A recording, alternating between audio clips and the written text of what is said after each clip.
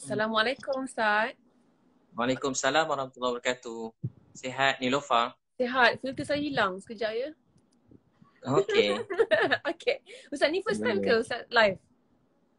First time tak reti live kat Instagram ni. Ya Orang ke? kampung. Hmm. Okay, Oh alhamdulillah. senang Apa? ni Terima kasih sudi live bersama saya buat pertama kalinya. Ya alhamdulillah. Okay Ustaz, macam mana puasa so far? Okay. Puasa Hari cukup hari hari alhamdulillah kelima. syukur. Saya tengok Ustaz buka puasa dekat R&R semalam. Bawa lori buka puasa dengan Kenapa driver lori. buka puasa dekat bawah lori? Itu salam pertama. Sebab semalam kan balik daripada Baling Kedah. Okay. Lepas tu sampai yang ada cuma McDonald yang buka kan kat R&R. Okay. Lepas tu buka dekat ni lah, buka dekat bawah lori.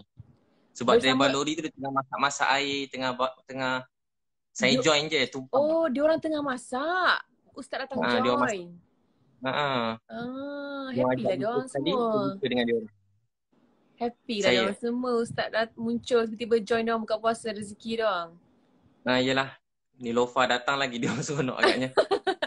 Okay Ustaz, first of all kita just recap balik our viewers ni. Selepas ada sedikit isu hari tu, Ustaz sekarang kembali membantu seperti biasa, betul tak? Ya alhamdulillah.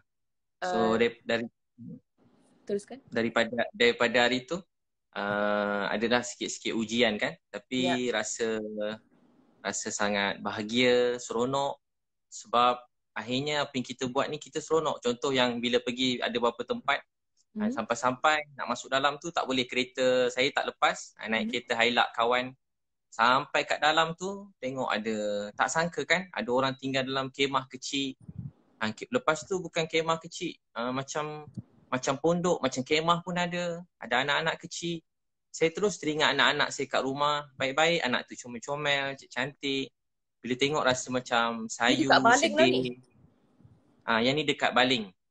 Dekat Baling. Diorang pun bila saya tanya adik berapa lama dah duduk sini, diorang dah duduk setahun. Bila dengar setahun, saya kata setahun duduk macam ni, saya kerja berlawan dengan nyamuk. Nyamuk boleh tahan banyak. Ya ke? Ya tak Allah, nampak dalam kamera, nyamuk banyak. Diorang kata malam-malam hidupkan obat nyamuk. Lepas tu tengok baju-baju diorang lipat, tapi lah dalam kemah kan. Diorang buat tandas macam zaman-zaman dulu. Macam saya pernah masuk pedalaman, diorang cuma gali-gali sikit, diorang bawa air letak dalam bekas, diorang angkat sikit ada gali. Bila saya tengok tu, tapi adik-adik tu baik-baik, sabar, rasa macam bila saya kata jom, saya sampai selalu saya tanya, jom pindah, kita cari rumah lain sewa. Biasa semua keluarga kalau kita cakap macam tu, dia macam tak percayalah. Dia bayangkan kalau sewa nanti kena bayar. So saya kata dia tak apa, saya tolong bayar insya-Allah sampai bila-bila selagi hidup ni saya bayar. Mana-mana rumah ada pun tak apa. Berapa pun kita cari je rumah mana adik nak, kita pergi. Tapi dia orang macam, tak payahlah Ustaz. Dia orang macam tak percaya sebab yelah kan selalu orang bila datang kan macam nak bawa pindah, nak tolong. Tapi kan macam susah sikit. Berapa besar keluarga dia? Keluarga dia, anak dia, adik-beradik dia, 1, 2, 3, 4 orang kot, 4 orang. Jadi macam mana Ustaz boleh jumpa keluarga-keluarga macam ni? Ada orang bagi info lah. Saya memang ada banyak list-list yang saya dapat. Saya ada pernah sekali saya buka dekat Facebook nombor handphone siapa nak perlu pertolongan musim PKP ni kan. Sebab saya tahu dulu kalau saya ingat masa anak 1, anak 2, kalau 2 hari tak kerja je, saya dah tak ada duit dah. Nak beli susu anak pun tak ada duit dulu-dulu. Jadi bila saya tahu orang dalam keadaan yang panjang ni mesti bukan senang lah. Memang dah sebulan kan, mesti banyak yang putus nak cari rezeki, susu anak-anak. Ustaz, sebelum kita cerita betul-betul, okay. Lepas tu saya pun cuba ajak dia orang cari rumah. Dia orang pun tak pernah terfikir nak cari rumah. Sekali bila dapat rumah tu rasa, dan dia orang alhamdulillah, dia ketua-ketua masyarakat di sana, YB semua dah banyak bantu mereka nak carikan rumah. Tapi yelah, begitu kan ada proses kan. Betul. Tapi alhamdulillah saya cuba, saya tak apa, saya kata bila-bila dia orang pun dah janji ada nak buatkan rumah, tapi saya kata yelah nak buat rumah musim PKP ni bukan boleh siap sehari rumah kan. Jadi saya pun bawa dia rumah sewa dan saya pun carikan katil, tilam, cari barang-barang dapur semua sekali, belikan dekat pasar raya, terus letak kat rumah. Dia ni pun last sekali ada tak video ni dekat Facebook ataupun YouTube Ustaz nanti? Ada, saya letak kat Facebook. Sudah ada? Ebit Liu tu. Ada. Baru yang tu dah masuk. Ada. Okay, nanti kita tengok. Last kali apa jadi dekat family tu? Lepas tu biasanya dia orang macam terkejut bila cakap tu, macam terkejut. Tapi saya suka bila last sekali, walau dia keras, bukan keras, macam dia macam faham tak faham apa terjadi, last sekali mesti dia nangis. Bila dia nangis tu lah ubat hati kita. Anak-anak tu senyum, tengok dia orang senyum tu jadi, tadi kita menangis tengok rumah dia. Saya dah tahu keadaan keluarga ni dah 2 hari. Bila terstop sekejap tu saya macam mana nak pergi juga. Saya ini yang juga ada Ustaz kongsi dengan saya tu ke? Ada kita WhatsApp tu kan? Ya. Ada yang satu keluarga yang baru tu. Yang itulah gambar ini tandas dia. Ini ke? Tu tandas itu betul ke rumah keluarga yang ni? Betul. Yang kita yang share tu. Ini yang rumah dia. Yang WhatsApp. Nah, tu rumah dia. Dan macam pondok tu sebenarnya kalau tarik canvas tu memang macam pondok tu buka 4 kayu je, 4-6 kayu. Ini kebun apa ni? Dia dalam kebun getah. Dalam sangat kebun getah. Kebun getah. Dalam kebun getah. Lepas tu saya cepat, saya pun balik sebab bila dah pergi satu tempat tu orang makin ramai datang kan. Macam yelah dia orang dengar Ustaz Liu datang, dia orang pun sampai ramai-ramai gitu. Tengoklah tandas dia ni. Itulah tandas dia kan. Tengok kalau memang satu malam tak boleh tidur menangis tengok tandas tu. Ya Allah Tuhanku. Ustaz. Tapi saya happy semalam Lofa, bila semalam keluarga dia hantar gambar, keluarga dia baca Yasin, dia sekeluarga dah duduk rumah baru. Dan dia orang pun doakan saya. Bila saya tengok tu, saya kata inilah hadiah yang sangat bermakna dalam hidup saya. Saya selalu takut. Takut Allah marah, takut. Yelah kita tak sempurna. Kenapa Ustaz takut Allah marah kalau bila Ustaz dah buat satu benda yang sangat besar untuk, lagi-lagi untuk mereka tu yang dalam setahun duduk dalam keadaan macam tu?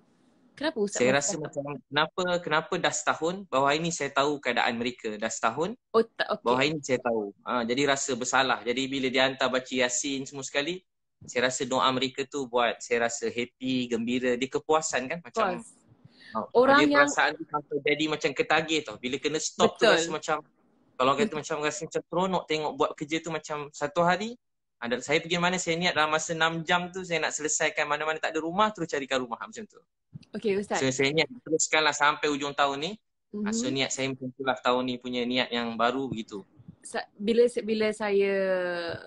hari tu saya ada luahan, saya ada buat luahan lah. Saya cakap macam kenapa kita perlu hentikan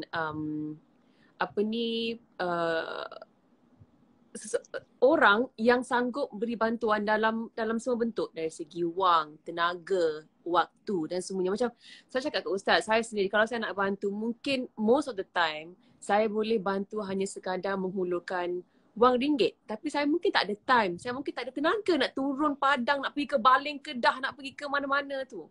Nak cari rumah dalam kebun getah, saya tak ada, mungkin saya tak ada tenaga kudrat tu ataupun saya tak ada masa. That's why saya cakap macam insan seperti Ustaz ni mungkin 1 dalam 1 juta. Walau sekaya mana pun orang tersebut. Jadi, that's why saya cakap, kalau one day saya minta Ustaz doakan saya supaya saya juga ada boleh mampu buat seperti mana Ustaz buat.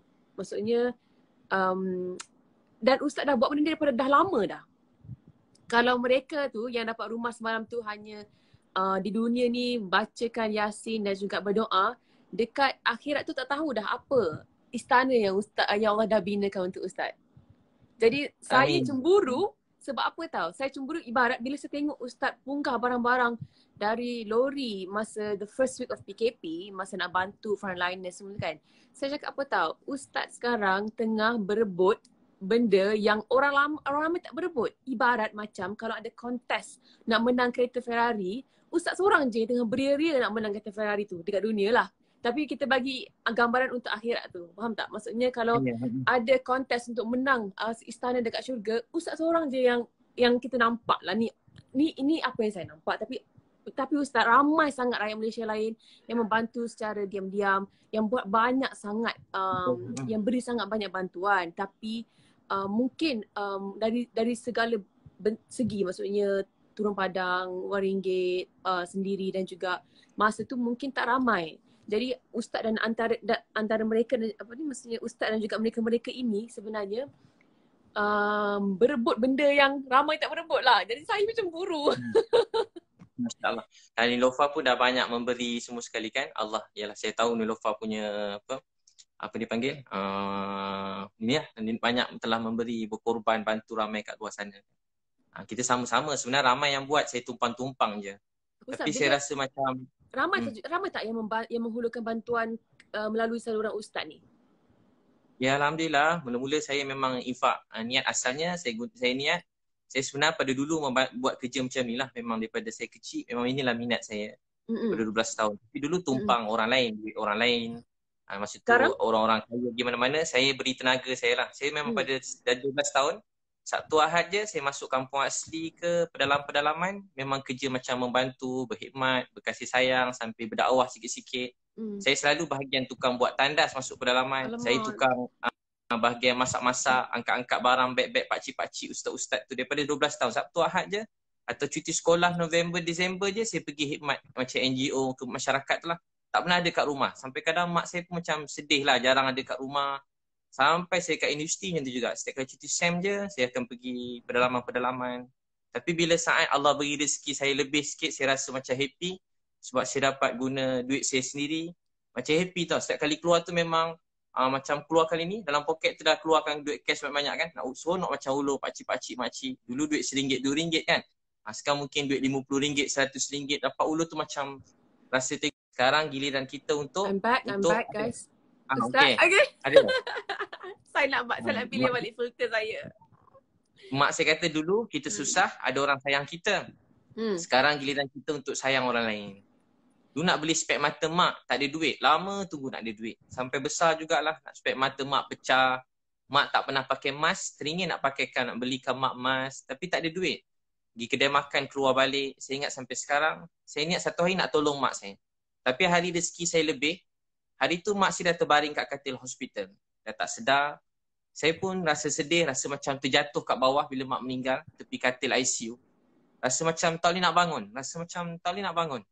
Sebab saya kerja kuat-kuat untuk mak saya. Saya cari rezeki nak tolong mak, tapi hari ada duit, mak saya dah tak ada. Sebab tu sampai sekarang bila saya buat tolong-tolong siapa-siapa. Apa perasaan tu Ustaz? Sebab saya sekarang kan, macam alhamdulillah saya masih lagi ada mak kan. Tapi of course, cita-cita saya tu nak bagi banyak kepada mak saya, kepada ayah saya, kepada nenek saya kan. Banyak benda saya nak bagi. Tapi mungkin dengan keadaan saya sekarang, saya masih bekerja semua, saya tak boleh bagi lagi dengan apa yang saya nak bagi sebenarnya. Tapi kalau satu hari saya tak ada peluang nak kasih apa yang saya nak kasih sebenarnya kepada mak ayah saya tak tahu apa rasa tu. Jadi apa rasa tu sebenarnya? Saya rasa masa tu memang macam tak nak bangun. Tapi sampai sekarang kalau saya dapat macam hadiah ke, rezeki saya tiba-tiba dapat ke, dapat apa-apa anugerah ke daripada dulu, dapat apa-apa macam rezeki lah, apa-apa yang mengejutkan, saya selalu rasa ni mesti doa mak saya. Saya pun nangis. Family saya ada grup family. Bila macam tiba-tiba macam ada apa-apa lah yang meletup sikit rezeki, bukan macam meletup kan, dapat apa-apa rezeki je. Tiba-tiba mesti adik-beradik kata ini kalau mak nampak mesti mak happy. Kerana abang saya letak gambar spek mata saya belikan untuk mak tapi tak sempat pakai. Dia letak gambar spek tu. Saya rasa macam mak saya tengah tengok saya. Saya niat Allah beri pahala buat mak saya. Macam itulah selalu saya niat. Ustaz, macam kalau saya berdoa kan, saya selalu doa, saya kata ya Allah Tuhanku jadikanlah aku seorang yang hartawan dan dermawan. Bukan hartawan saja, hartawan dan dermawan. Supaya aku boleh menginfakkan harta-harta aku ke jalan yang engkau redai, yang engkau suka. Dan harta-harta yang rezeki yang diberkati supaya rezeki itu kita boleh buat ke jalan Allah dan boleh maksudnya untuk akhirat kita nanti. Tapi macam mana pula untuk kita berdoa supaya kita ni jadi seorang yang, saya pernah tanya soalan ni kepada Ustaz Dusuki. Macam mana, apa amalan Ustaz ataupun doa-doa secret Ustaz untuk Ustaz sentiasa konsisten menjadi seorang yang dermawan, yang seronok berderma, membantu dan menggunakan rezeki-rezeki yang Allah kasih ni kebanyakannya ke jalan-jalan Allah ni. Sebab susah kita nak bentuk hati kita ni untuk kita gunakan rezeki kita ni. Boleh kata kalau suku pun mungkin susah untuk gunakan hati kita ni kepada orang lain dan juga ke jalan Allah tu. Macam apa doa Ustaz?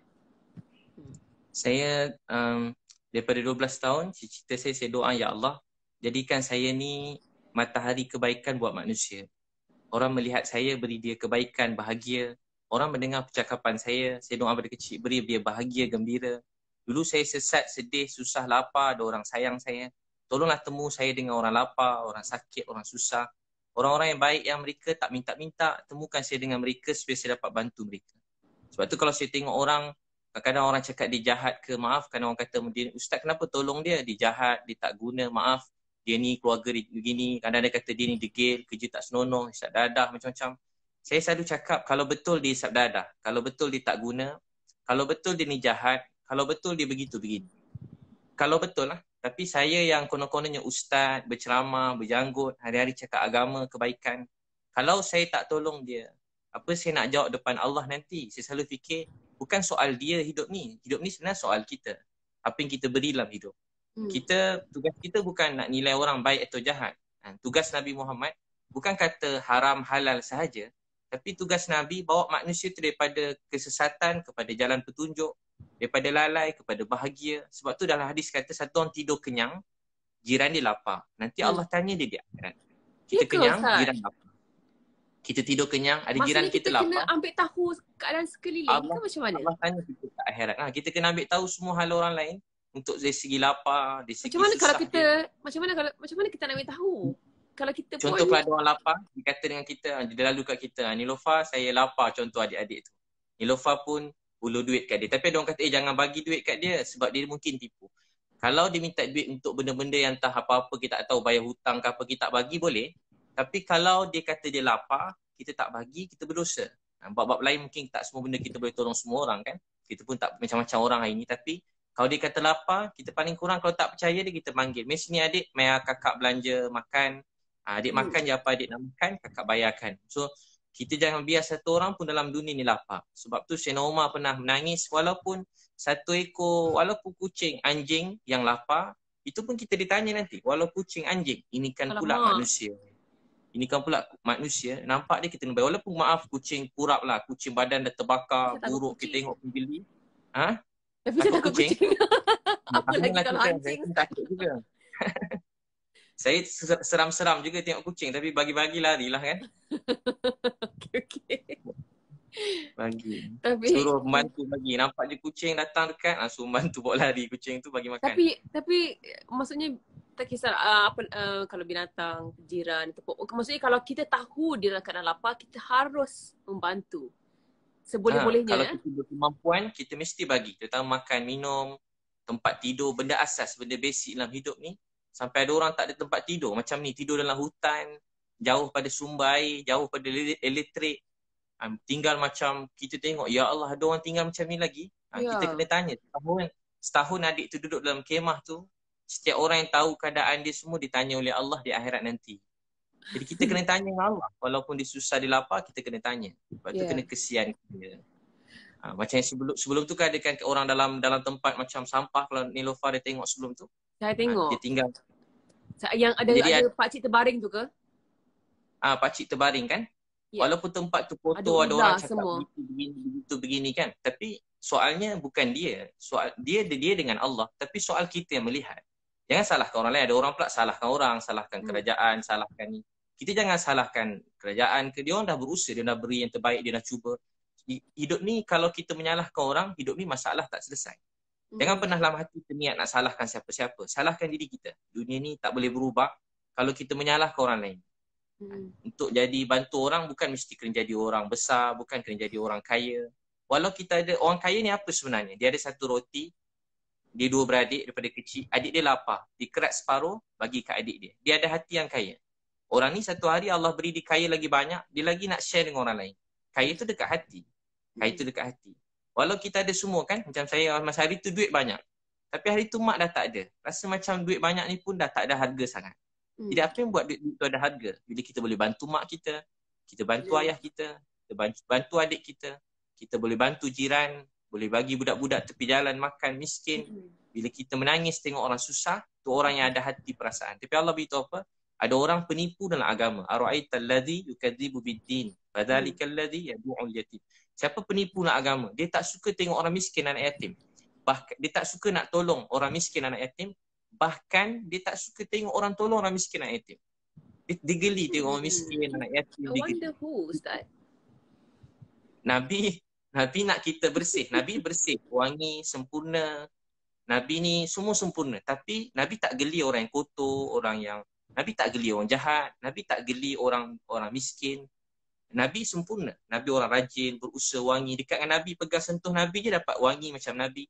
Tapi Nabi tak pernah geli pada orang miskin. Pernah Nabi pergi pasar, Nabi peluk seorang sahabat. Dia peluk pada belakang. Ada kata tutup mata. Dia orang kampung, lepas tu dia macam OKU. Sahabat tu terkejut. Nabi bergurau dengan dia. Siapa nak beli budak ni? Dia kata dia gembira Nabi pegang ni. Punya ramai orang kat pasar, Nabi peluk dia. Nabi sayang kat dia. Nabi kata kamu tak terkenal di dunia, tapi kamu sangat disayangi oleh Allah. Jadi melihat manusia ni dengan rasa sayang, melihat manusia dengan rasa cinta, rasa sayang. Dan bila kita melalui hidup dengan rasa sayang, cinta, Allah sayang kita. Barang siapa tak mengasihi, dia tak dikasihi. Tengok orang miskin rasa sayang, tu tanda Allah letakkan rasa sayang tu dalam hati kita. Tu tanda sedang disayangi oleh Allah. Tengok mak tiba-tiba rasa sayang, tu tanda Allah sayang kita. Tengok adik-beradik kita rasa sayang sangat, tu tanda Allah sayang kita. Tengok orang miskin, anak yatim rasa sayang, tu tanda Allah sayang kita. Macam mana kita nak bagi ada perasaan tu? Ustaz minta doa pun pula. Banyak minta doa, banyak minta tips doa ni. Jadi malam-malam kita sebut nama-nama mereka. Doa ni mendekatkan hati. Mendekatkan hati. Sebut nama? Nabi pesan orang muhajirin ada dua perkara. Ringkas hadis dia. Pertama, Nabi sebut hargai kebaikan orang walaupun kecil. Walaupun dia buat tu kecil, ingat baik dia. Macam mana? Contoh Ustaz? Ingat baik. Contoh mak tengah marah. Mak kita tengah marah, kita jangan dengar marahnya dia. Mana ada anak suka dengar mak dia bebel-bebel. Tapi kita ingat, oh dia lahirkan saya, dia dulu susah payah untuk saya. Apa yang dia cakap yang lain tu kita rasa tak nak dengar sangat, kita abai. Ingat dia lahirkan kita. So pertama, ingat kebaikan dia walaupun kecil. Hargai orang. Ada orang mungkin musim macam ni, dia duduk rumah kan. Macam Nilofa, artis-artis, ustaz-ustaz banyak buat live. Hargai mereka sekarang berkongsi ilmu, hargai baik dia. Dan jangan banding-bandingkan dengan siapa-siapa. Ada orang sekarang mungkin keluarkan duit belanja untuk bantu orang lain. Dia pun sangat mulia. Ada orang macam Dr. Noh Hisham ke, dia hari-hari kena buat pagi, petang, malam sidang media hari-hari kan. Bukan dapat duit pun hari-hari kena buat sidang media, kena tanya macam-macam soalan, salah jawab boleh jadi macam-macam. Jadi kita hargai orang berkorban dia, hargai nurse. Bagus musim PKP ni, orang duduk rumah, orang jadi hargai semua orang. Orang kesian kat doktor, nurse, MA, orang kesian kat polis, orang kesian kat tentera. Ustaz, tapi balik kepada malam tadi. Maksudnya malam-malam kita sebut nama mereka ni semua. Kedua, satu terima kasih. Kedua, sebut nama dia dalam doa. Contoh, sebut nama dalam doa. Contoh ada sahabat Nabi, ditampal kat dinding. Nama-nama orang dia nak doakan. Contoh malam kita doa, ya Allah, saya sayang isteri saya sayang anak-anak saya. Sebut nama mak kita siapa, ayah kita. Ya Allah, saya sayang dia, sayangi dia. Ya Allah, tadi saya jumpa satu keluarga miskin, kesian. Ya Allah, saya sayang kat dia. Anak dia kecil-kecil, ya Allah, rahmatilah dia. Ya Allah, adik saya, dia ada anak. Sebut nama satu-satu. Aiman, Umairah, Afikah. Sebut nama satu. Boleh ingat muka dia. Sebut doakan orang lain. Bila kita doakan orang, hati kita jadi dekat. Rasa sayang. Jadi bila kita doakan mereka, sebut nama, hargai, dan Allah akan campakkan rasa sayang dalam hati. Rasa sayang dia kepada kita dan kita kepada dia. Rasa sayang ikhlas. Contoh daripada kecil kan. Daripada kecil contoh. Saya kalau tengok TV, ustaz saya ajar tengok pemain bola. Walaupun luar negara. Doa ya Allah dia baik, dia main bola. Kita terhibur tengok dia main bola. Ya Allah mudahkan hidup dia, beri dia kebaikan, beri dia hidayah. Saya pada kecil contoh, tak kecil jugalah. Tengok Siti Nurhaliza contoh dulu kan. Dia tengok kat TV. Doa ya Allah dia baik, mudahkan hidup dia, beri dia hidayah. Setiap kali tengok orang, doakan kebaikan. Tengok Nilofa ke kan. Dekat meletup, ya Allah sayangi dia, kasih dia. Mudahkan hidup dia, berkati hidup dia. Dia dah kat meletup Ustaz. Tak meletup dah. Yang banyak program lain mencurah-curah rezeki. Bila kita doakan orang, hati kita jadi dekat. Walau apa bangsa, Melayu ke, Cina ke, India ke, kita patut rasa sayang. Kalau kita tengok orang mula rasa benci, sebenarnya hati kita ni ada sakit. Jadi hati ni kena diobati. Tengok orang rasa sayang. Hati kena ubat. Hati kena ubati. Maksudnya salah satu cara untuk ubati hati adalah dengan mendoakan mereka-mereka, orang terdekat, orang yang kita kenal, orang yang kita jumpa malam-malam sebelum tidur. Dan apa lagi cara kita mengubati hati kita ni Ustaz? Kita kena banyak khidmat, buat kerja-kerja yang macam orang, tolong orang. Dulu ada Imam Ghazali, dia khidmat dekat Masjidil Haram, Masjid Nabawi. Dia basuh tandas senyap-senyap je, tak ada orang pun kenal dia. Malam-malam basuh tandas, cuci hati kan. Walaupun cuci tandas sebenarnya cuci hati. Kerja-kerja yang kecil-kecil ni boleh cuci hati. Cuci pinggan, kena rajin bulan Ramadan ni. Kena walaupun benda kecil-kecil, dia buang ego kita. Selipar kita angkat sendiri.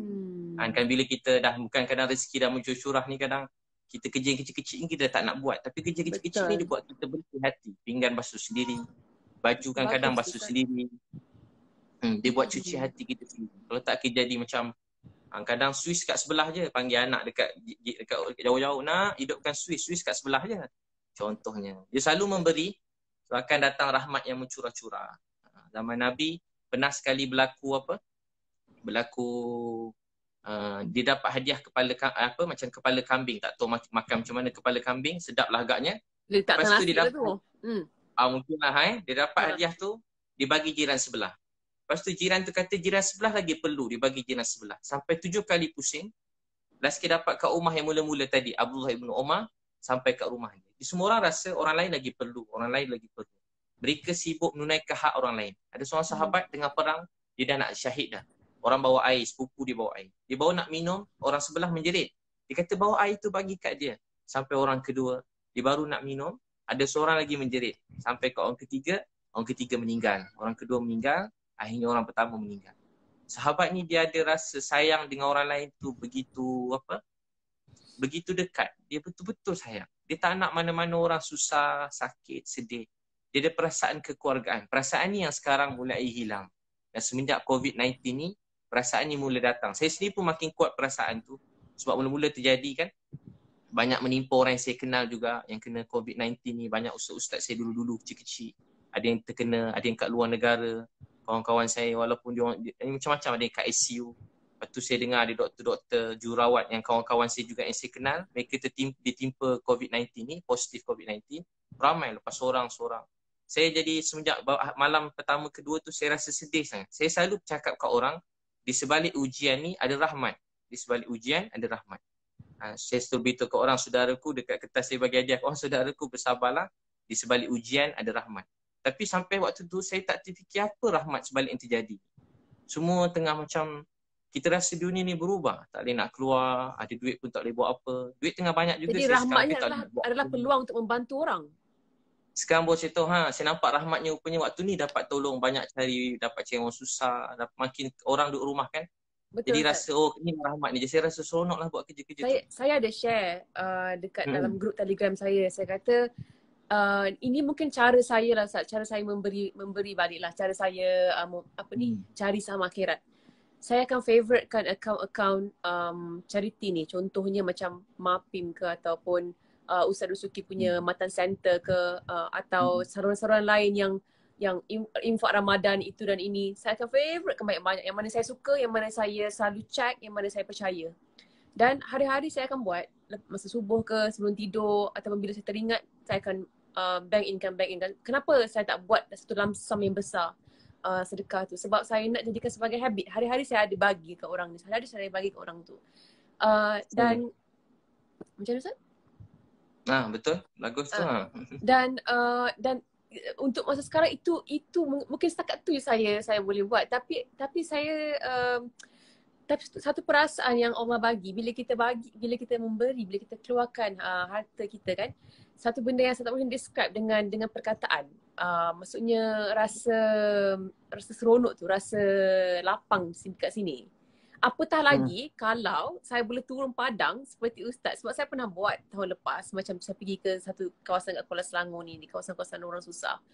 Dan memang macam mana tersentak dengan pengalaman tu, because kita dapat tengok saya dengan saya punya grup peminat pergi ke rumah-rumah 30 rumah dalam satu hari. 30 ke 10? I can't remember. I think kita pecah-pecahkan ya.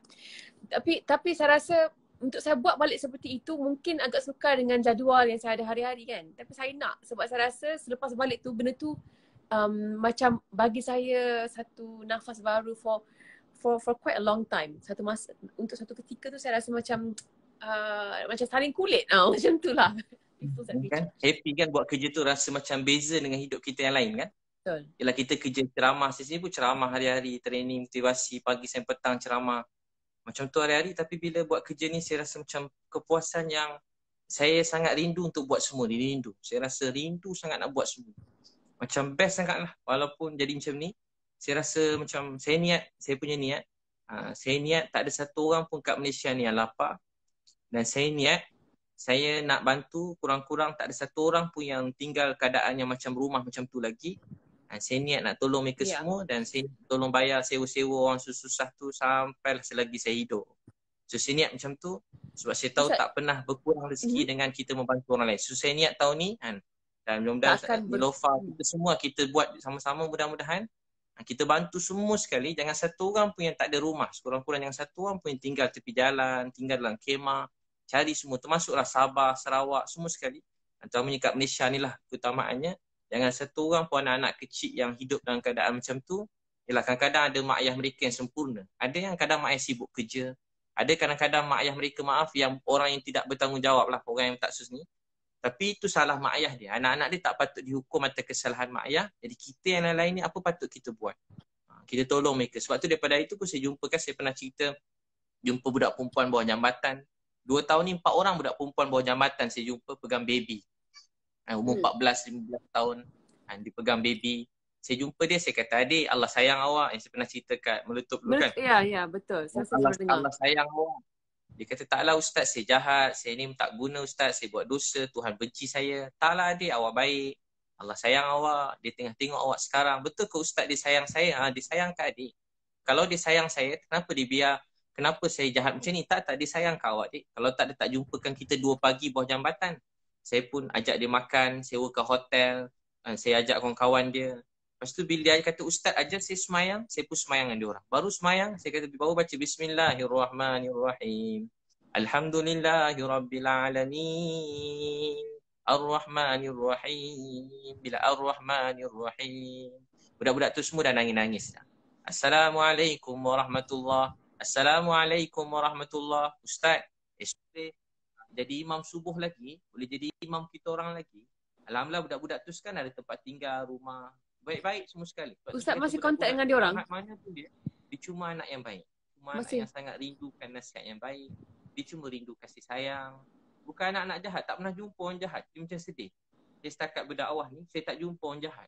Walau betapa jahat orang cakap dia, tapi dia cuma rindukan kebaikan. Cuma nasib dia dengan kita tak sama. Kita mungkin daripada kecil ada suasana sikit orang didik agama, baik-baik, doa-doa.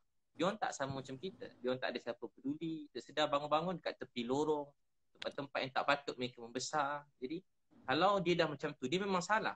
Dia salah, apa yang dia buat tu salah. Tapi kita yang betul, yang ada ilmu, yang Allah beri sikit pengetahuan, apa kita buat untuk tolong mereka? Kalau kita fikir macam ni, banyak orang dalam dunia ni dapat dibantu. Ustaz, dekat video Meletup yang Ustaz pergi tu, dekat video YouTube dekat Meletup tu kan, jauh sikit suara ni faham. Macam mana? Jauh sikit suara Dengar suara itulah, saya jelas. Suara Ustaz pun perlahan-perlahan. Sekarang dengar tak? Oh, jadi perlahan tiba-tiba. Saya rasa Ustaz punya something. Saya punya handphone ke? Sekarang dah okey? Okey dah. Okey, sekarang dah okey. Dengar. Dekat YouTube yang Meletup tu kan, saya baca komen. Saya tengok banyak sangat komen. Bukan satu, bukan dua. More than that. Yang mereka cakap, Ustaz, saya bukan Islam. Tapi saya suka tengok Ustaz. Ustaz, saya sebenarnya beragama sekian-sekian. Tapi saya, sejuk hati saya bila saya dengar Ustaz bercakap ataupun bercerita.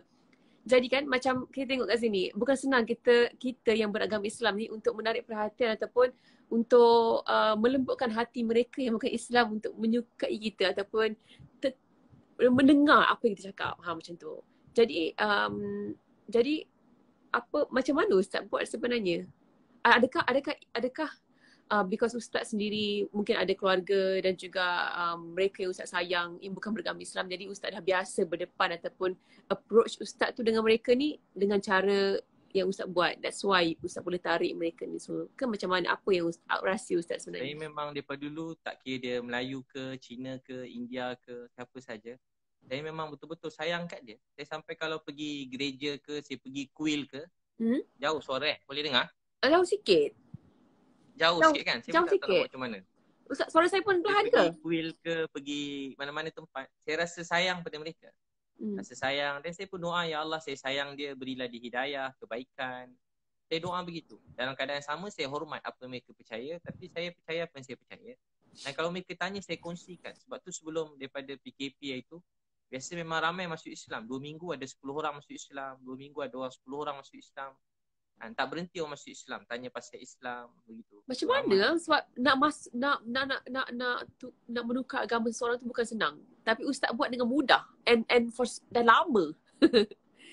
mungkin juga Ustaz. Mungkin dia orang rindu kasih sayang. Manusia ni kan cuma rindu kasih sayang, dia tengok perkara yang baik-baik. kadang hati rasa tak tenang, bahagia. Ni nak tahu apa tenang, apa bahagia. Sebab tu dakwah, dia dakwah ni dua. Satu bil lisan, satu bil hal, keadaan. Dakwah bil hal. Jadi Facebook, Instagram macam kita buat sekarang ni dakwah bil hal. Supaya manusia tengok dia rasa macam sayu, sedih, dia rasa ingin dia rasa tenang. Dia tengok kita tu rasa tenang. Sebab kita buat perkara yang baik-baik, kita rindukan kebaikan. So begitu. Doakan Nilofa, kita bantu ramai-ramai orang kan. InsyaAllah, amin ya rabbal alamin. Ustaz, dan tahun ni tak ada satu orang kat Malaysia ni yang lapar. Amin, amin ya rabbal alamin. Niat dia dapat pahala dah. Walaupun belum dapat buat, mungkin tak tahu macam mana. Betul. Dengan satu orang pun tak ada tempat tidur, tak ada tempat tinggal. Dengan satu orang pun budak-budak tidur bawah jambatan lagi. Kita tolong mereka semua sebab ini tugas tanggungjawab kita semua dan kita kena doakan semua orang tanpa mengira bangsa, agama. Kita tolong semua manusia dalam dunia ni. Ustaz, macam awal saya nak cakap ni, I just want to be realistic lah kan about this. Bila ada orang yang ingin ataupun orang-orang yang kurang apa cakap macam kurang happy atau kurang seronok bila tengok apa yang Ustaz buat. Macam mana Ustaz memaafkan dia? Macam saya sendiri kalau saya marah ataupun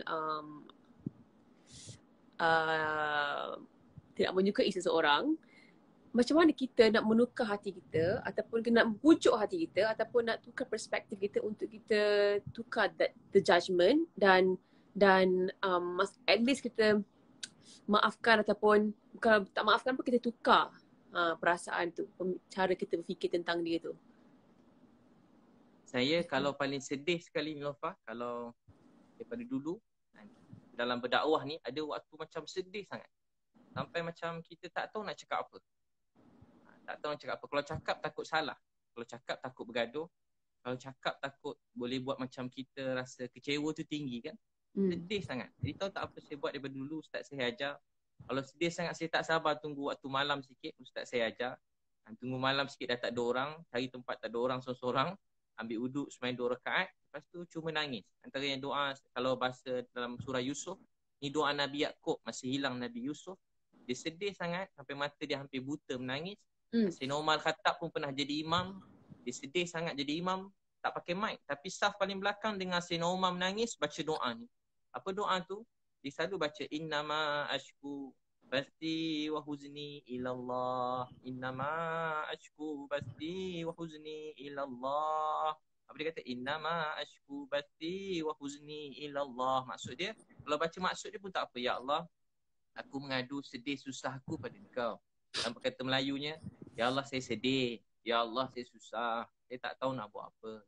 Ya Allah saya sedih, saya susah. Tolonglah saya. Saya sedih ya Allah. Saya tak tahu nak buat apa ya Allah. Saya serah pada Engkau. Saya tak tahu ya Allah.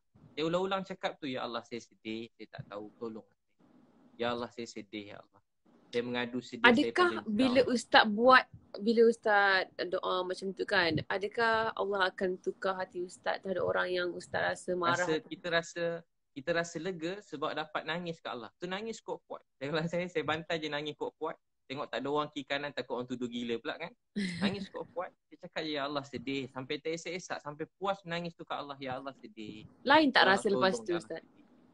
Lepas kita nangis tu, yang kita tidur. Lepas tu kita bangun-bangun kita dah rasa lega, reda. Antara doa Nabi Muhammad SAW yang paling banyak Nabi doa juga. Ya Allah, mereka tak faham, tak tahu. Beri mereka hidayah. Ya Allah, mereka tak faham, tak tahu. Beri mereka hidayah. Kan pernah orang Taif baling batu kat Nabi kan, dekat berapa belas kilometer berdarah-darah. Malaikat semua dah marah dah nak terbalikkan orang Taif. Tapi apa Nabi kata? Ya Allah, aku mengadu yang betapa lemah dan daifnya aku pada Engkau. Ya Allah, aku yang kurang. Baik tak Nabi? Orang lain buat jahatkan Nabi. Nabi kata, ya Allah, saya yang tak pandai buat dakwah. Saya yang kurang. Antara doa Nabi, ya Allah, kalau mereka tak dapat hidayah, berilah hidayah pada anak cucu mereka. Ya Allah, kalau mereka tak dapat hidayah, berilah hidayah pada anak cucu mereka. Itu doa Nabi. Nabi cuma nak manusia ni bahagia. Nabi cuma nak semua manusia ni masuk syurga. Nabi tak gembira tengok orang susah. Hati kita sakit. Tapi kita doakan yang baik-baik. Kadang kita sedih kan orang cakap kita. Kadang ada orang ugut kita. Kadang kena ancam bukan-bukan. Ada orang fitnah kita. Orang buat-buat cerita sendiri. Orang umpat keluarga kita. Fitnah bukan-bukan. Kita rasa sedih. Bila kita sedih, kita mengadu ke Allah. Ya Allah, saya sedih. Saya mengadu pada Engkau. Bila kita mengadu ke Allah ni, kita rasa lega. Sebab seluruh dunia akhirat ni, Allah yang punya. Dia beri pada siapa dia nak beri, dia tahan apa dia nak tahan. Kita tak hidup untuk orang, kita hidup untuk Allah sayang. Orang cakap apa tentang kita, tak buat kita jadi mulia, tak buat kita jadi hina. Mulia hina tu daripada Allah. Kita tak hidup untuk penghormatan orang, kita hidup untuk Allah sayang. Untuk hidup untuk Allah sayang. Dia tak, apa orang cakap, dia tak beri kesan kat kita. Saya selalu cakap macam tu. Dia pun tak pernah bagi sesuap nasi kat kita. Kenapa kita nak terlalu sedih dengan orang cakap tentang kita? Yang uruskan hidup kita, yang jaga kita daripada dulu sampai sekarang, Allah. Orang memang tak berhenti bercakap. Kadang-kadang dia suka kita, kadang dia marah kita. Tapi kita hidup untuk Allah sayang. Allah sayang. Penting kita sentiasa perbaiki niat hati kita. Kita ulang-ulang juga baca doa Nabi Yunus AS. La ilaha illa anta subhanaka inni kuntu minaz zalimin. Ya, tiada Tuhan melainkan kau ya Allah. Maksudnya, tiada boleh bagi sedih gembira melainkan kau. Maha suci kau. Aku orang yang zalim. Ulang-ulang ya Allah. Saya tak peduli apa orang cakap tentang saya. Saya cuma nak kau sayang saya. Nabi kan bila kembali batu kat Taif, antara doa Nabi tahu apa dia? Ya Allah, pada siapa kau letakkan aku? Orang Taif ni baling batu kat aku, buat jahat kat aku. Orang Mekah pula nak bunuh aku. Pada siapa kau letakkan aku ya Allah? Pada siapa? Aku tak peduli. Pada siapa kau letakkan aku? Serahkan aku ni pada siapa? Orang Taif baling batu dekat aku. Orang Mekah pula buat jahat kat aku. Tapi Nabi kata apa? Ya Allah, aku cuma takutkan kemurkaan kau. Janganlah marah pada aku. Aku tak kisah apa orang cakap kat aku. Yang aku cuma takutkan kemurkaan kau. Yang apa aku nakkan hanyalah keredaan kau. Ya Allah, aku hanya inginkan keredaan kau. Nabi kata, ya Allah, aku hanya inginkan keredaan kau. Jadi kita selalu cakap, ya Allah, aku hanya ingin kau reda pada aku. Jadi bila kita niat macam tu, kita akan sedih. Tapi kena cakap. Kita cakap tu untuk hati kita sendiri. Macam ni saya cakap ni, macam kuat sangat kan? Tak kuat juga. Tapi sebenarnya tengah cakap untuk hati sendiri. Cakap untuk hati kita, hidup untuk orang, hidup untuk Allah sayang. Seluruh dunia berkumpul nak hina kita. Allah kata mulia, tetap mulia. Satu dunia muliakan kita, Allah hina kita, tetap hina. Hina mulia itu hanya daripada Allah. Ustaz, selepas isu hari tu kan, tiba-tiba satu Malaysia tahu apa yang Ustaz ada, perniagaan Ustaz banyak mana, apa kisah silah Ustaz daripada susah sampai senang. Tiba-tiba semua orang dapat tahu, oh Abid Liu ada kereta berbiji, ada rumah macam mana, sekian. Jadi sebab sebelum ni Ustaz tolong-tolong orang kat sana sini dakwah, apa ada rancangan TV and whatnot, orang tak tahu apa yang Ustaz dah berusaha ataupun ada sebenarnya. Jadi Allah mungkin buka mata ramai orang, okey sebenarnya hamba aku yang ini ni, yang kau kata-kata ni, yang kau tak tahu ini, ada, aku dah berikan rezeki sekian. Jadi mungkin Ustaz boleh ambil peluang ni, kita tengah live ni, cerita sikit kisah Ustaz yang daripada susah sangat dahulu sehingga sekarang, dan macam mana Ustaz boleh how do I say, macam bagi semangat dan juga bagi inspirasi kat kita semua, saya dan juga mereka yang menonton ni, untuk menjadi orang yang hartawan dan dermawan. Daripada kecil, bila saya masih tingkatan 1, pernah ada 7 orang kawan saya masuk Islam. Bila kawan saya masuk Islam, dia perlu memang kerja berdakwah je semangat kan. Jadi saya masih ingat lagi, saya setiap kali ada satu jubah susah. Jubah saya tu saya sarung kat orang lain. Saya pakai baju pagoda je pergi surau. Mak saya marah, kau ni balik-balik surau je dah tak ada baju. Tinggal baju singlet dalam je. Baju singlet gitu. Jadi jubah bagi kat orang. Lepas tu pas saya bagi kat orang jubah, nanti tak lama diorang hadiahkan saya jubah lain. Ya ke? Dulu ada orang Pakistan jual kain tu, dia bagi hadiah jubah yang kurta terbelah tu, dia bagi saya jubah kurta tu kan. Apa gamis baju yang terbelah Pakistan. Saya ingat setiap kali saya hadiah jubah ke orang, mesti dia orang bagi hadiah jubah balik kat saya. Berapa kali tu? Banyak kali ke Ustaz? Banyak kali? Daripada kecil selalu mak saya marah saya. Kau ni habis semua. Apa-apa baju orang dapat lagi, orang bagi kau bagi kat orang. Kau pun dah tak ada baju dah. Saya pada dulu macam tu. Memang saya pula kalau susah daripada kecil tak pernah cerita ke orang, senyap je. Duduk bilik. Kawan-kawan makan kat asrama, saya tak ada duit. Saya nangis. Ya Allah, saya teringin nak makan macam dia orang, tapi tak ada duit. Ya Allah, tolonglah saya. Malam sampai sekarang Ustaz, ulang balik tadi tersekat sekejap. Saya tidur atas buni, ada orang bagi saya alas tidur. Sampai sekarang saya simpan selimut tu, saya rasa tu hutang budi. Ada lagi selimut tu kat rumah, saya ada kat atas lagi. Berapa tahun dah tu? Dah lama dah, 20 lebih, saya rasa tu hutang budi. Pakcik yang bagi selimut tu pun dah tak ada dah. Dah meninggal. Prof Hani Muhammad Tahir yang pernah bagi saya selimut. Saya ingat sampai sekarang nama Cikgu Muhammad Noh bin Jaafar. Cikgu Muhammad Noh. Ni dekat hostel lah. Bin Jaafar. Yang bagi saya alas tidur Cikgu Muhammad Noh ni ada lagi Cikgu Muhammad Tahir. Yang pernah bagi saya sesuatu, sampai sekarang saya simpan, saya rasa tu hutang budi. rasa macam dulu-dulu kan susah masa tu. Dan saya buat kerja macam-macam. Gaji pertama RM800, semua bagi kat mak. Dia tidur kat masjid kat KL. Kadang-kadang masjid kena halau pula, lama sangat kat masjid, tidur masjid lain. Tapi saya sampai jarang-jarang makan. Ada kadang-kadang saya siang kerja lain, ada sekali orang selit RM2 dalam poket saya. Saya rasa terhutang budi. Saya masuk bilik air, saya buka duit RM2 tu. Saya tengok, ya Allah, RM2 saya boleh makan sebab duit gaji dah bagi kat mak. Sebab tu sampai sekarang kalau saya tengok orang pergi Petronas mana, memang saya bagi RM10 kurang-kurang, paling teruk boleh RM5 ke, dia bagi kat budak-budak Grab tu biasa RM10, RM20. Sebab bagi saya, bagi mereka RM10 tu berharga. Ustaz, sekejap, saya nak mencelas sekejap. Tapi kan kadang-kadang bila kita jumpa orang-orang macam ni kan, dekat petrol station ke ataupun dekat mana-mana saja, kadang-kadang kita pun rasa macam boleh tak aku nak kasih duit ni, macam macam rasa takut pun ada, rasa macam adakah boleh. Dia akan rasa saya pergi mana-mana saya dah macam cakap hadiah je, saya kata hadiah. Tak hadiah ambil. Kalau perasan saya cepat-cepat saya dah macam bagi je, saya kata hadiah. Siapa-siapa pun, bukan kita bagi sebab dia susah, tapi kita bagi sebagai, saya selalu cakap saya nak bagi hadiah kat awak, tapi saya tak ada apa nak bagi, jadi saya bagi duit je lah, senang. Kita takut dia orang rasa tersinggung. Kita takut dia orang rasa tersinggung because kita nak kasih duit. Faham tak Ustaz? Okey, biasa orang dia seronok tamu pakcik-pakcik, makcik-makcik. Kita cakap macam ayah saya. Kalau ayah saya bagi duit. Walaupun ayah kita ada duit kan. Kita bagi duit. So, kita kata pakcik ni macam ayah saya, macam mak saya, macam keluarga saya. Mana-mana saya pergi, saya ulur duit je. Saya jangan cakap sedekah. Sebab sedekah nanti dia ingat dia susah kan. Baik. Jadi kalau saya jumpa orang mana-mana, saya cakap hadiah. Walaupun dia susah ke senang, saya anggap macam hadiah. Kita beri bukan sebab dia, kita beri supaya Tuhan sayang kita. Baik, okey. Sambung balik tadi cerita. Sambung balik saya cerita pun tadi. Kerja, banyak minta kerja semua tak dapat. Semua tempat kerja saya pergi, semua tak dapat. Dulu kan ada janggut sikit, tak panjang macam sekarang, sikit je. Lepas tu tie pun pinjam dengan kawan, pakai tie nak pergi interview, pinjam dengan kawan. Tumpang motor kawan. Banyak tempat saya pergi interview, semua tak dapat. Ada yang campak resume, jadi kenangan. Sebab tu kalau orang marah kita yang kecil hati, adik-adik muda-muda kan, satu hari dia jadi kenangan dalam hidup kita. Buat kita lebih bersyukur dan lebih menghargai orang lain. Sampai banyak kerja tak dapat lah, sekejap lah sekali saya dapat kerja dengan Datuk Fadilah Kamsah. Datuk Fadilah Kamsah dengan Prof Hani Muhammad Tahir. Dia orang cikgu saya lah, 4 tahun saya kerja dengan dia sebagai penceramah. Semenjak itu tiba-tiba rezeki saya pun mula mudah sikit. Kerja ceramah, ingat lagi bagi ceramah pada bos-bos Shell ni.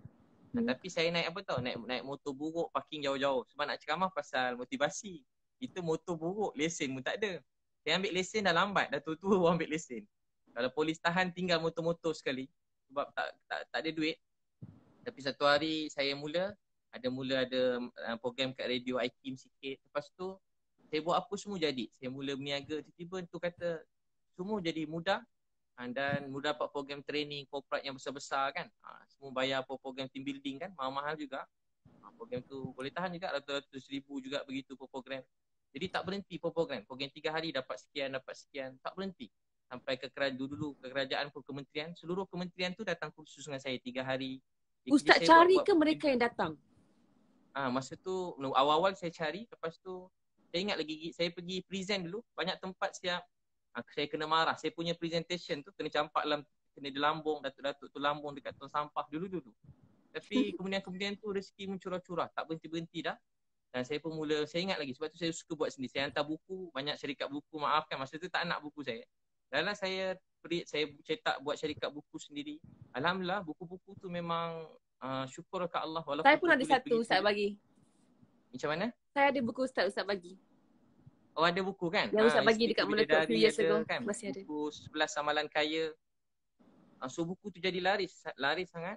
Dan saya buka restoran pun syukur pada Allah, ada Paramount Coffee House tu. Dan rezeki pun mula mencurah-curah. Tapi yalah saya kerja berceramah kan, ustaz-ustaz.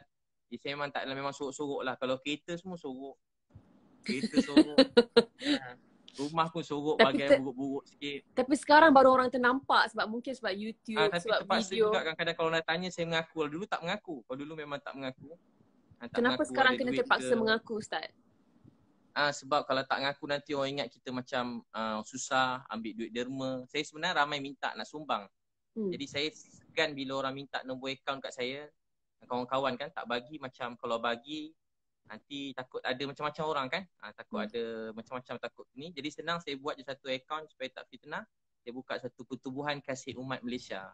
Jadi akaun tu memang asing, ada orang lain, ada audit dia semua, bukan saya yang keluarkan duit lah, tapi saya tahulah keadaan akaun tu semua. Memang khas untuk bantu-bantu orang juga. Saya buka dalam baru-baru ni juga saya buka. Sebelum PKP lagi lah. Jadi mereka ni yang minta nombor akaun Ustaz ni, mereka ni mungkin tak tahu apa yang Ustaz ada, dan Ustaz selama ni menggunakan duit Ustaz sendiri untuk membantu ramai orang kat luar sana. Betul tak? Itulah, ramai kawan-kawan, banyak yang menyumbang juga. Artis pun ramai juga, ada yang kawan-kawan. Ada yang suruh rahsiakan nama, ramailah. Okey.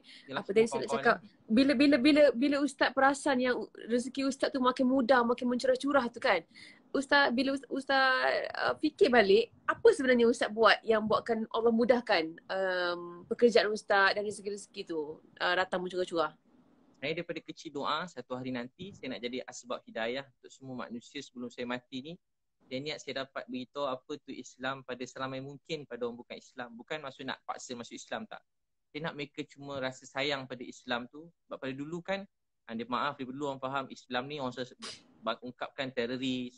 Islam ni selalu macam hukum orang, kerja macam kasar. Itu yang dibayangkan pada seluruh dunia. Dan kita tak tahulah dia media ke atau memang benar-benar terjadi ke, campur-campur lah. Sikit segelintir orang. Jadi saya nak beritahu pada semua orang yang sebenarnya Islam ni ialah kasih sayang. Islam ni nak semua manusia bahagia tanpa mengira agama bangsa. Islam nak semua orang gembira, bahagia dan dia menjadi rahmat kebaikan buat semua orang.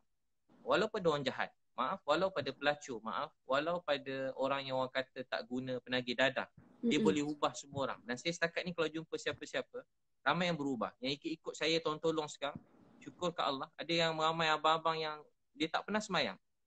Yang ramai bantu-bantu dah makin ramai ni, ada yang tak pernah, walaupun dah umur, maafkan, walaupun orang hebat-hebat dah, orang kaya-kaya juga hebat-hebat, tapi dia dah lama tak semayang, dah lama tak puasa. Tahun ni kali pertama semayang, kali pertama puasa. Alhamdulillah. Saya tak paksa pun, dia ikut tiba dia rasa dapat, ramai begitu. Jadi macam rasa terharu, rasa bahagia. Tu saya buat macam tu lah. Saya buat program keluarga sunnah, memang ramai. 7,000 orang datang. Nanti jemput datang ni lepas InsyaAllah. InsyaAllah. 7,000 orang, Ustaz, baru 7,000 orang datang. Khusus sehari seminar. Satu event 7,000 orang?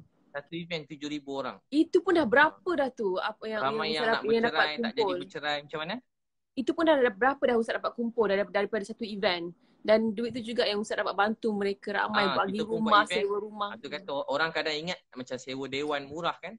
Dah tentu kalau saya buat event, saya buat macam konsert juga. Pentas macam konsert. Kurang-kurang 200,000 juga persiapan apa tu?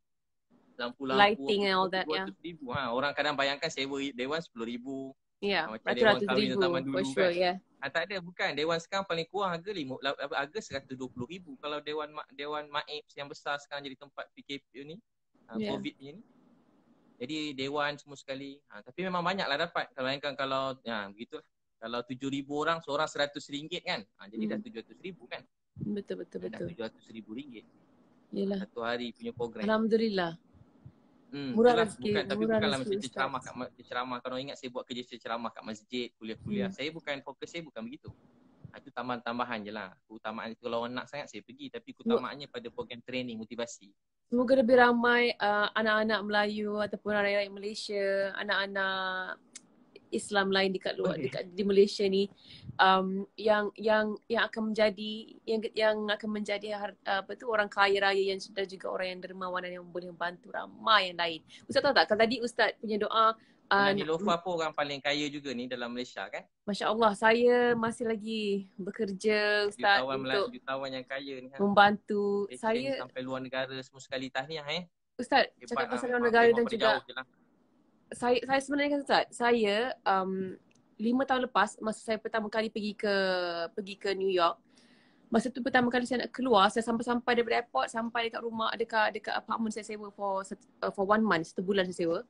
Saya takut nak keluar sebab masa tu tengah teruk tentang teroris, masa tu tengah ada isu orang tengah tembak-tembak orang Islam and all that, sampai dekat masjid dia pergi tembak kat masjid di New York sendiri masa pada ketika itu 5 tahun lepas.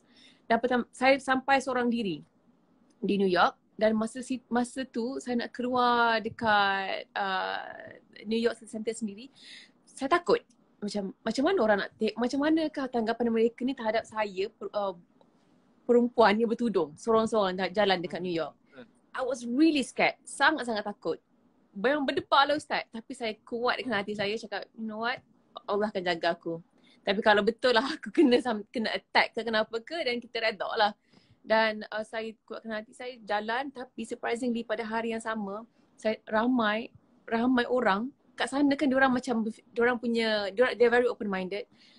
Ramai ni orang yang bukan Islam, orang yang berkulit hitam, orang Mat Salleh yang tegur saya yang macam, oh you look so beautiful, yang tegur, and then diorang pandang tudung tu bukan sebagai simbol macam nak cakap, macam mungkin satu fashion ke ataupun berlainan dengan mereka yang lain ke.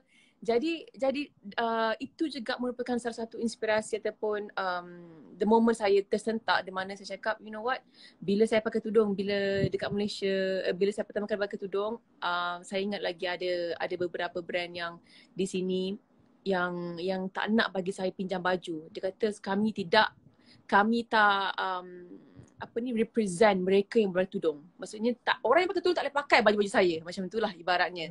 Jadi disebabkan tu saya menggunakan pentas fashion ini untuk berjihad ataupun berdakwah. Saya cakap, aku nak meletakkan orang Islam yang menutup aurat, yang pakai tudung di pentas antarabangsa. So aku nak pergi ke event-event yang di mana semua orang yang tak bertudung, aku ada kat situ bertudung.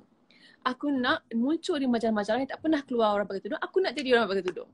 Sebab aku nak tunjuk yang orang Islam mampu juga berada setaraf dengan mereka yang bukan Islam.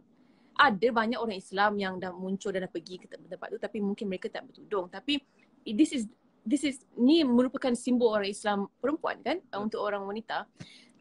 Jadi saya memilih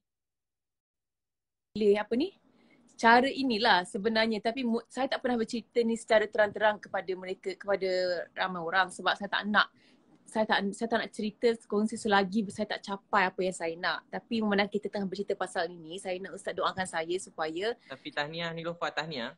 Sebab memang hadis Nabi SAW kan, bang siapa bekerja kuat untuk bantu orang miskin, anak yatim, dia sedang berjihad.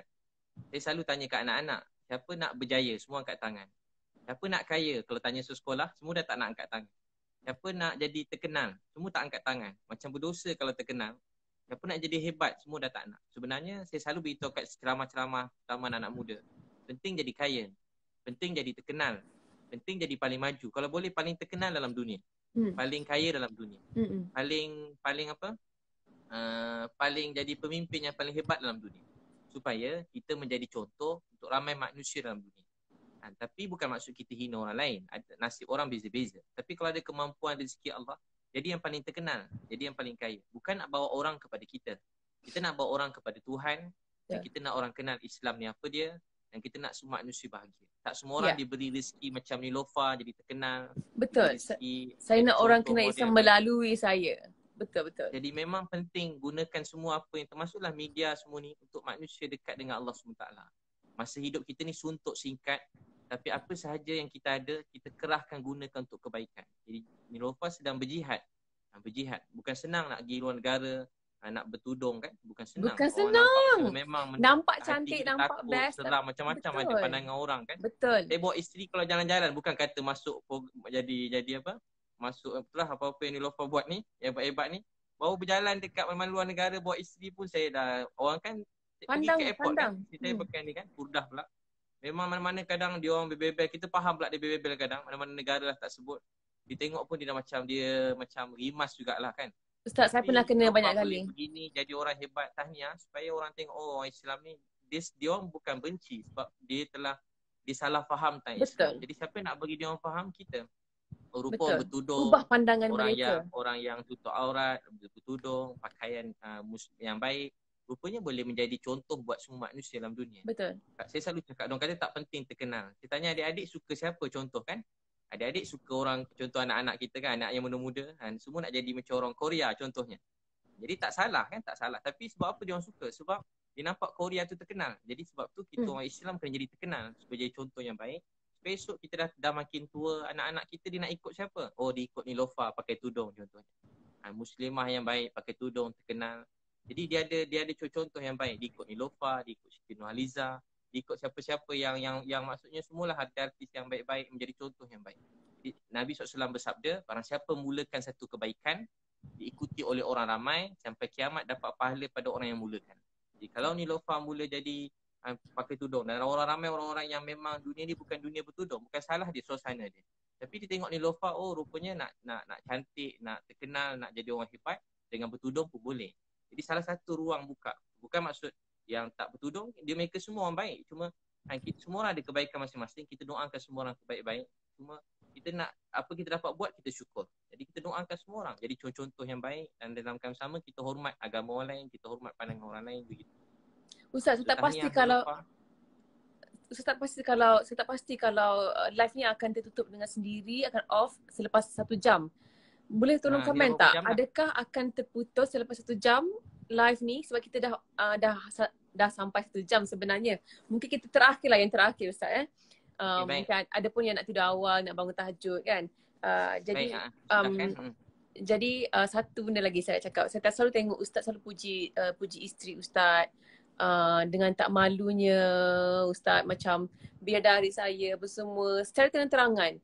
Dan saya selalu bercakap tentang cara Ustaz melayan ataupun memuji, buatkan isteri Ustaz rasa istimewa ni dengan saya punya family ataupun adik-beradik saya. Dan lepas tu tadi timbul lagi sekali tentang isu ni. Bukan isu lah, macam perbualan ini kan. Jadi saya cakap macam ni lah sebenarnya yang kita patut, orang lelaki Islam sepatutnya buat. Kalau kita perbezaan orang yang ada pegangan agama, orang lelaki yang ada pegangan agama, dia akan tahu bezakan macam mana nak appreciate kasih sayang untuk isteri tu. Jadi apa mungkin nasihat Ustaz kepada kemuncak agama ini ialah takwa. Kemuncak takwa akhlak, kemuncak akhlak berbuat baik terhadap isteri. Nak tahu seseorang tu baik atau tak, bagaimana dia bercakap dengan isteri dia, bagaimana dia melayan isteri dia, bagaimana dia berbuat baik terhadap isteri dia, itulah Islam. Ustaz saya dulu cakap, walau kita kat luar mungkin orang panggil kita ustaz, mulia, saya cakap diri saya lah, saya selalu cakap tu untuk diri saya. Ceramah makin main, tapi kalau macam mana saya cakap dengan isteri, kalau saya kasar, saya tak layan dengan baik, maknanya agama tu belum masuk dalam diri saya, dalam rumah tangga saya.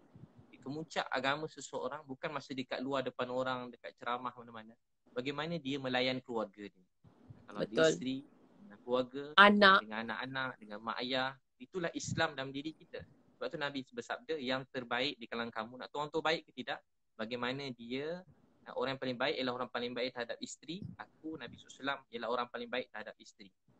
Jadi bagaimana kita melayan isteri, itulah Islam dalam diri kita. Jadi orang selalu nampak kalau jadi orang Islam ni kena kasar ke isteri. Ada orang buat isteri macam hamba. Ada yang kat luar baik, masuk rumah disepak isteri, terbang bawah meja, terbang atas kat terbang, habis mengamuk jadi kasar. Asal dengan isteri dia jawab telefon dah jadi kasar. Jadi sebenarnya bagaimana kita bercakap dengan isteri itu Islam. Bagaimana kita cakap dengan mak ayah kita itu Islam. Bagaimana kita cakap dengan anak-anak, itulah Islam. Islam, pahala. Satu orang ayah peluk anak. Nabi kata, kamu sayang anak ni ya Rasulullah? Ya. Nabi bersabda, kamu peluk anak, rahmat Allah mencurah-curah pada kamu. Jadi bila kita sayang keluarga, peluk anak, mencurah-curah rahmat ke atas bapa rahmat mencurah. Bila tengah sedih ada masalah hidup, sempit, peluk anak, peluk isteri, peluk suami, peluk mak ayah. Jadi rahmat Allah mencurah-curah. Tapi kalau tengah marah, kita marah lagi anak. Ramai orang kat luar, hidup dia kelang kabut. Dia fikir kenapa kelang kabut? Oh, rupa-rupa dia tak ingat masa sebelum ke rumah tadi dia maki anak dia. Dia maki isteri dia. Isteri pun tak boleh jawab sebab isteri dia lemah, tak boleh jawab. Sebab tu doa yang dilihat oleh Allah, doa orang yang lemah. Selalu lemah ni isteri kat rumah. Isteri kuat mana pun, tapi kalau suami dia marah, dia jadi lemah juga. Termenung, dia sakit kepala dia, jadi teruk. Jadi orang-orang yang macam ni nampak tak ada kuasa. Isteri, anak-anak kan macam tak ada kuasa nampak selalu dalam ni.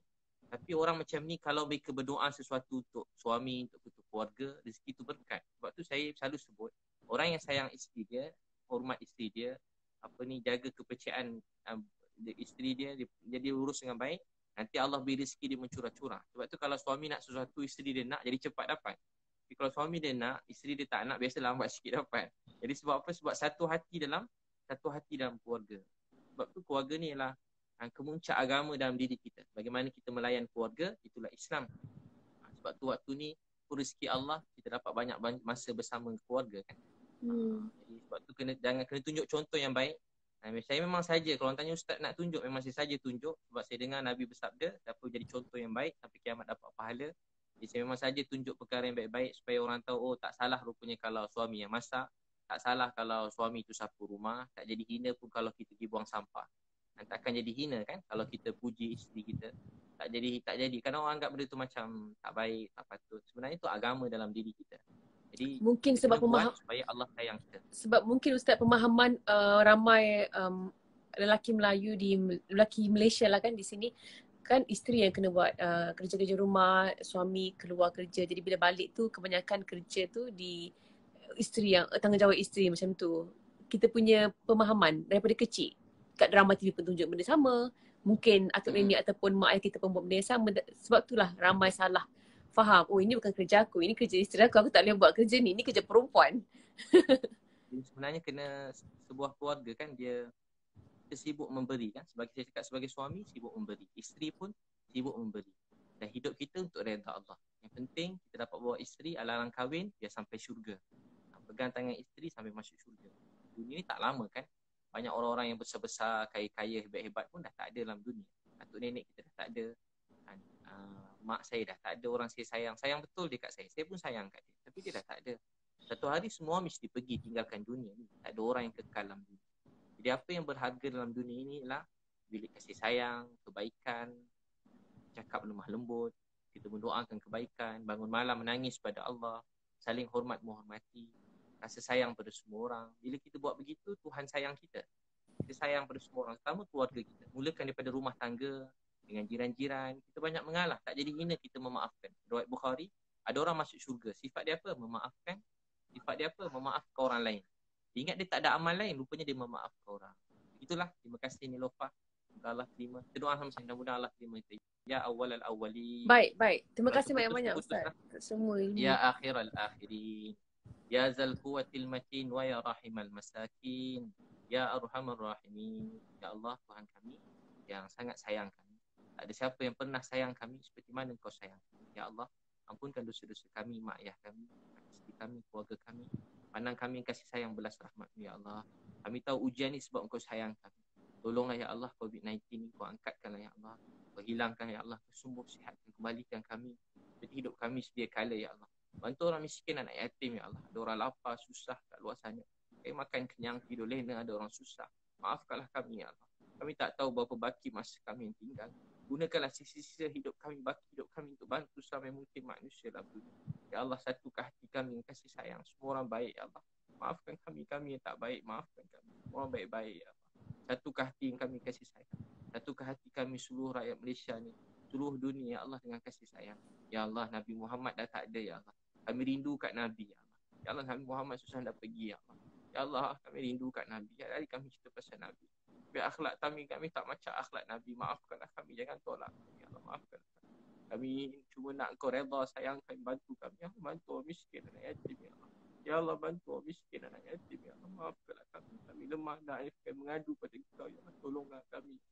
Ya Allah, mudahkan berkat ke rezeki kami. Beri kami kekayaan di sisi. Supaya kami dapat bantu saya mungkin manusia dalam dunia. Jadikan matahari hidayah. Orang melihat kami dapat kebaikan Islam. Orang mendengar cakapan kami, lihat tingkah laku kami, beri mereka Islam. Wahai Allah, bantu kami semua, jangan tolak kami. Ya Allah, satukan hati kami kasih sayang. Mudahkan hidup kami, berkat ke rezeki kami. Beri kami menjadi sumber matahari hidayah buat semua manusia dalam dunia sampai kiamat. Wahai Allah, rahmatilah kami. Yang sakit Kau sembuhkan, yang sedih Kau bahagiakan, ada masalah Kau pemudahkan. Ya Allah, bantu kami semua ya Allah. Bantulah kami ya Allah, rahmati kami, hajat-hajat kami yang baik dunia akhirat Kau kabulkan. Ya Rasulullah, alhamdulillah. Itulah mudah-mudahan ramai tengok 51,000, 60,000 Alhamdulillah. Orang nak tengok, mudah-mudahan jadi asbab kebaikan untuk kita semua. Amin ya rabbal alamin. Terima kasih banyak Ustaz. Terima kasih banyak. Semoga live yang pertama Ustaz ni dapat memberi manfaat dan inspirasi kepada banyak orang, insya-Allah. Amin, mudah-mudahan kan. Mudah-mudahan jadi asbab kebaikan hidayah. Terima kasih sekali lagi saya cakap. Bila video-video Ustaz yang membantu orang tu membuka mata hati saya dan juga mata saya untuk ada satu cita-cita baru. Cita-cita baru iaitu menjadi seorang yang dapat membantu seperti Ustaz. Mudah-mudahan kita sama-sama ni Lofa, pakat-pakat kawan-kawan yang lain, ustaz-ustaz yang lain, artis yang lain, kita bantu seramai mungkin kan. Mana tahu kita orang yang biasa-biasa, tapi mudah-mudahan sebab doa-doa orang miskin, doa-doa anak yatim, doa-doa orang susah-susah ni, anak-anak kecil yang terbiar, Mudah-mudahan sebab doa mereka kita dapat sesuatu di akhirat nanti mudah-mudahan. Amin. Bapa pun teruskan semua kebaikan, kebajikan semua sekali. InsyaAllah. Ustaz doakan saya ya. Amin. Jumpa lagi. Terima kasih Ustaz. Selamat berpuasa. Bukanlah tak pandai. Okay, bye.